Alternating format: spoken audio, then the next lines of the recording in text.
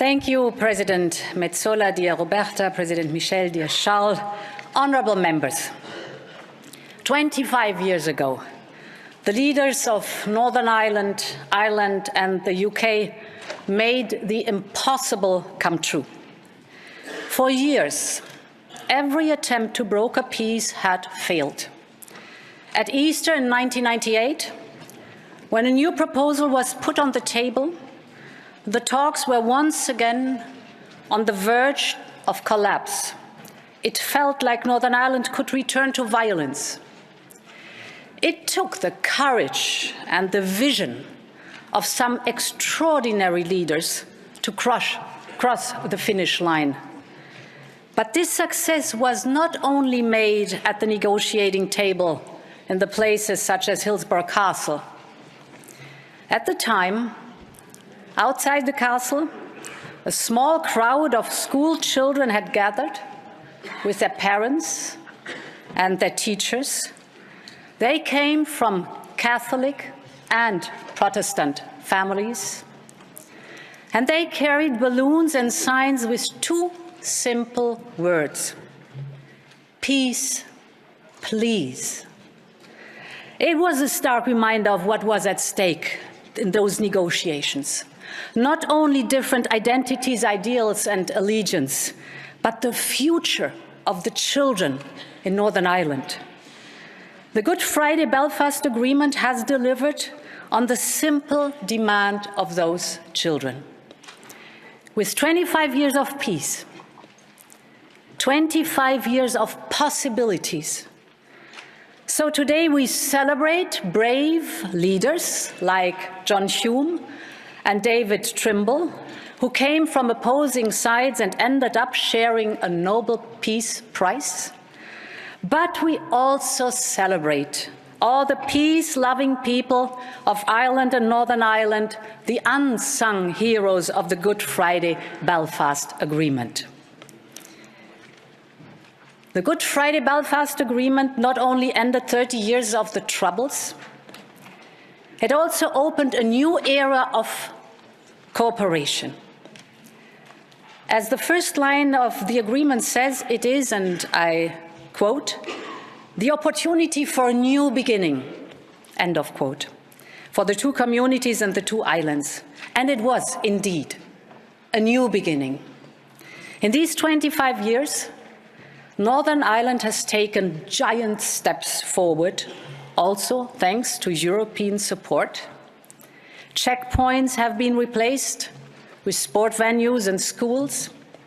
Just recently, a wall was torn down in West Belfast to make room for an EU-funded community centre. Of course, many other walls still stand. Not all wounds have healed.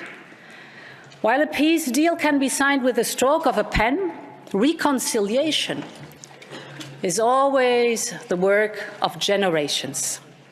But, as one of Northern Ireland's greatest sons, Van Morrison, said, and I quote, "For the healing, go on with the dreaming," end of quote. And this is what makes the Good Friday Belfast Agreement so important. Beyond the letter and the spirit, there's a promise of a better future for all the people of Northern Ireland. Sadly, the Brexit referendum raised new challenges for both the letter and the spirit and the promise of the Good Friday Belfast Agreement. Since 2016, everyone in our union has worked hard to avoid that Brexit became an obstacle on the path of reconciliation on the island of Ireland. This journey was never smooth. But our goal is now finally in sight. As a set of joint solutions under the withdrawal agreement, the Windsor framework continues to support the letter, the spirit and the promise of the Good Friday Belfast Agreement.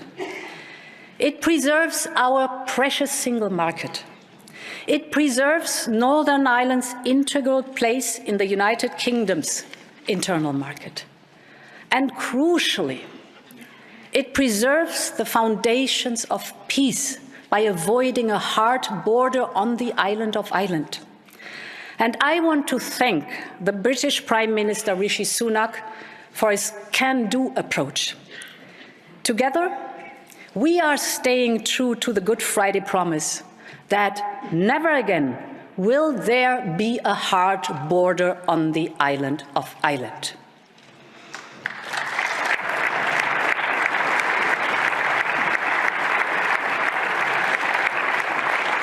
All of this is an immense opportunity for the people of Northern Ireland. They will have the same food on their supermarket shelves and the same access to medicines as in the rest of the UK. And they will continue to have unique access to the single market. That is the most powerful driver of growth all across our continent.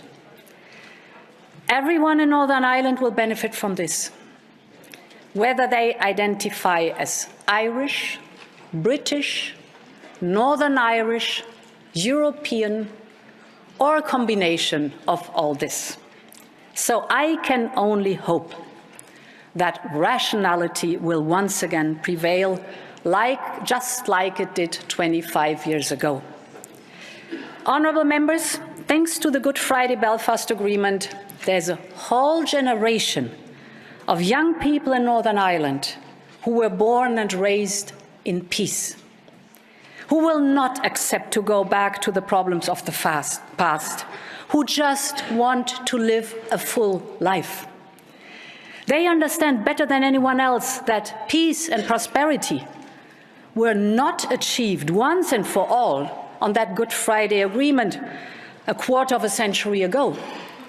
Peace and prosperity must be re-won day after day, generation after generation.